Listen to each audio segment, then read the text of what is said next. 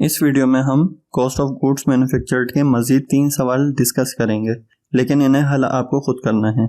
यह है सवाल नंबर 1, जिसमें सिर्फ एक ही ऐसी चीज़ है जो आपके लिए नहीं है। बाकी सवाल उसी तरह सॉल्व होगा जिस तरह हमने पिछले सवाल सॉल्व किए हैं। इस सवाल में जो नई चीज़ है वो है एक्चुअल और अप्लाइड एफओएच का डिफरेंस। जब कभी आपको इस तरह एफओएच का डेबिट बैलेंस दिया जाए, आपको इन 2 स्टेप्स को फॉलो करना है। नंबर 1, अप्लाइड एफओएच को इस्तेमाल करते हुए कॉस्ट ऑफ गुड्स सोल्ड निकालनी है, यानी cost of goods manufactured schedule में कहीं भी एक्चुअल एफओएच इस्तेमाल नहीं करनी। स्टेप नंबर 2, अप्लाइड और एक्चुअल एफओएच का difference cost of goods sold में एडजस्ट करना है। जब अप्लाइड कम और एक्चुअल एफओएच ज़्यादा हो तो इन दोनों का डिफरेंस अंडर अप्लाइड एफओएच कहलाएगा, जिसे कॉस्ट ऑफ गुड्स सोल्ड में ऐड करते हैं। और जब अप्लाइड ज़्यादा और एक्चुअल कम होती है तो उन दोनों के डिफरेंस को ओवर अप्लाइड एफओएच कहते हैं, जिसे कॉस्ट ऑफ गुड्स सोल्ड में लेस करते हैं। आगे इस डेबिट बैलेंस की रीज़न को बताया गया है कि जब इस वेरिएंस का मवाजना किया गया तो पता चला कि ओवरहेड रेट में गलती थी, लिहाजा इस वेरिएंस को पूरी प्रोडक्शन से चार्ज कर लिया जाएगा। पहली रिक्वायर्ड में कहा गया है कॉस्ट ऑफ गुड्स मैन्युफैक्चर्ड मालूम करनी है और cost of goods sold at normal और एट एक्चुअल मालूम करनी है। जैसा कि मैं आपको बता चुका हूं कि अप्लाइड एफओएच इस्तेमाल करते हुए आपको पूरा शेड्यूल बनाना है कॉस्ट ऑफ गुड्स सोल्ड तक, कहीं भी एक्चुअल एफओएच इस्तेमाल नहीं करनी। तो जो आपके पास कॉस्ट ऑफ गुड्स सोल्ड आएगी वो एट नॉर्मल कहलाएगी। इसके बाद आपको अप्लाइड एफओएच और एक्चुअल एफओएच का difference cost of goods sold में एडजस्ट करना है। इस एडजस्टमेंट के बाद वाली cost of goods sold at actual कहलाती है। सेकंड और थर्ड रिक्वायर्ड में प्रॉफिट एंड लॉस स्टेटमेंट और बैलेंस शीट बनानी है, जो कि हम पढ़ चुके हैं। सवाल नंबर 2, इस सवाल में ये 5 चीज़ें कैलकुलेट करनी है इस गिवन इंफॉर्मेशन की मदद से। यहाँ डायरेक्ट मटेरियल 2 किस्म की इस्तेमाल की गई है, ए और बी। जब आप प्राइम कॉस्ट निकालेंगे तो आपको मटेरियल यूज्ड की ज़रूरत होगी, जिसे निकालने के लिए आप पहले ए की मटेरियल यूज निकालेंगे, फिर बी की, और दोनों को जमा करने पर आपको टोटल मटेरियल यूज्ड हासिल हो जाएगी। मटेरियल यूज्ड को डायरेक्ट लेबर में जमा कर देंगे तो प्राइम कॉस्ट आ जाएगी।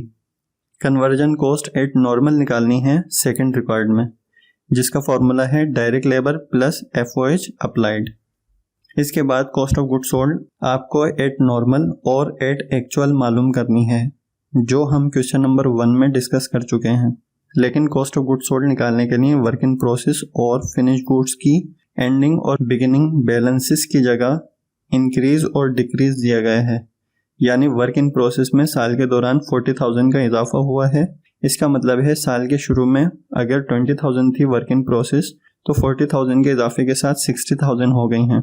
फिनिश गुड्स निकालने के लिए ये फार्मूला होता है finish goods equal to work in process beginning plus cost of goods manufactured minus work in process ending. Work in process को हमने एज्यूम कर लिया x plus cost of goods manufactured ऐसे रहा माइनस x प्लस 40,000, क्योंकि 40,000 का इजाफा हो गया वर्क इन प्रोसेस में। नेक्स्ट स्टेप में हमने माइनस के साइन को इन दोनों से मल्टीप्लाई किया है, दोनों प्लस में है तो plus minus minus x plus cost of goods manufactured minus x minus 40,000। Next step में हमने x को x से कैंसिल कर दिया तो cost of goods manufactured minus 40,000, यानी कॉस्ट ऑफ गुड्स मैन्युफैक्चर्ड में से आप 40,000 माइनस करेंगे तो आपके पास फिनिश गुड्स आ जाएगा। इसी तरह फॉर्मूले की मदद से आप कॉस्ट ऑफ गुड्स सोल्ड निकालेंगे। आपके लिए हिंट यह है कि 30,000 ऐड होंगे फिनिश गुड्स में। आप ट्राई करें और कमेंट में बताएं कि आपने जब फॉर्मूला अप्लाई किया तो क्या फिनिश गुड्स में 30,000 ऐड हुए या नहीं। इसके बाद ग्रॉस प्रॉफिट रेट निकालेंगे, तो पहले ग्रॉस प्रॉफिट मालूम करेंगे, फिर ग्रॉस प्रॉफिट को सेल से डिवाइड करवाएंगे तो ग्रॉस प्रॉफिट रेट आएगा, और कॉस्ट ऑफ गुड्स सोल्ड से डिवाइड करवाएंगे ग्रॉस प्रॉफिट को तो gross profit rate on cost आ जाएगा। इन दोनों रेट्स को परसेंटेज में कन्वर्ट कर दीजिएगा। सवाल नंबर 3, इस सवाल में पिछले साल की सेल्स प्राइस पर यूनिट दी गई है और सेल्स इन यूनिट्स भी बताई गई है।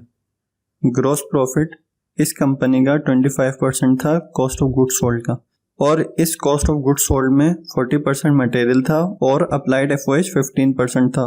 तो डायरेक्ट लेबर कितना हुआ? जी हाँ, 45%। इन तीनों को जमा करके ही तो कॉस्ट ऑफ गुड्स सोल्ड आएगी पूरी 100%।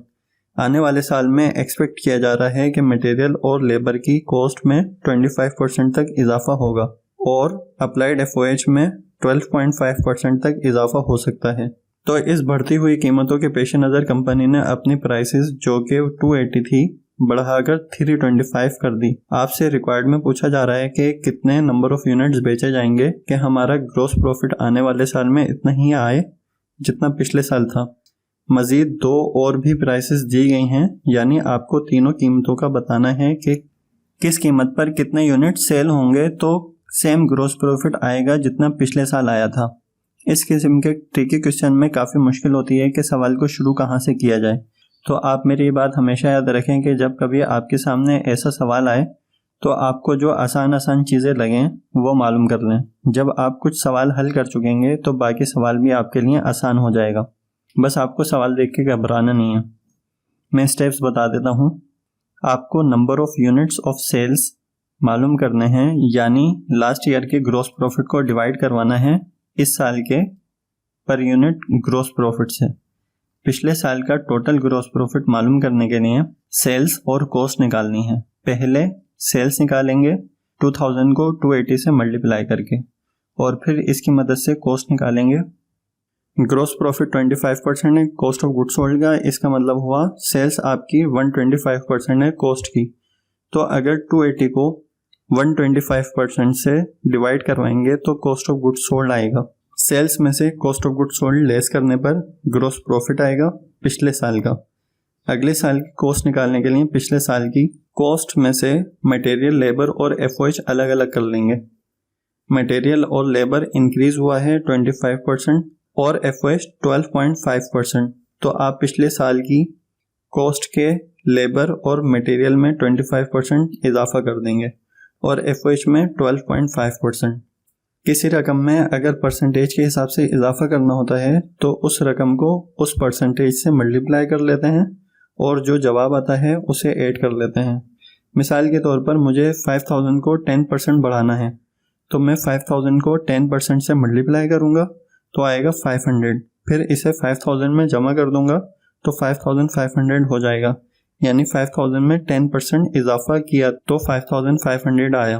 पिछले साल की कॉस्ट में नए साल की परसेंटेज से इजाफे के बाद जो कॉस्ट मटेरियल, लेबर और FOH की आई उन तीनों को जमा कर लेंगे तो टोटल कॉस्ट पर यूनिट आएगी। अगले साल की इस कॉस्ट को सेल प्राइस पर यूनिट से लेस करेंगे तो expected gross profit per unit आएगा। फिर आप इस expected gross profit per unit से पिछले साल का ग्रॉस प्रॉफिट डिवाइड करवाएंगे तो नंबर ऑफ यूनिट्स आएंगे जो कि आपको मालूम करने थे। अगर इन तीनों सवालों को हल करने में कोई मुश्किल हो तो कमेंट में सवाल करें। जिसने इन तीनों सवालों को बगैर किसी गलती के सॉल्व करके सबसे पहले मुझे ईमेल की, मैं अपनी अगली वीडियो उसके नाम डेडिकेट करूंगा। तो जल्दी करें और अगली वीडियो सबसे पहले देखने के लिए सब्सक्राइब करके बेल पर क्लिक कर दें।